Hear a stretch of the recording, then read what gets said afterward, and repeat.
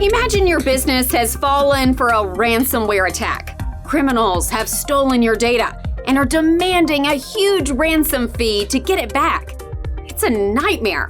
And you might not believe this, but the latest development in ransomware is that criminals are now offering payment extension options.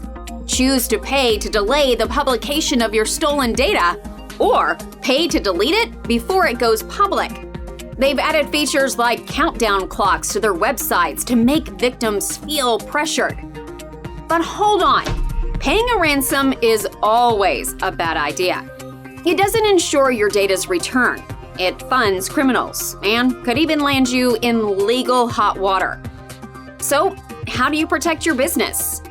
Through prevention, regular secure backups, staff education, security tools, keeping software updated, and a good incident response plan. A proactive approach is always better. We can help with that. Get in touch. That's your tech update. More next week.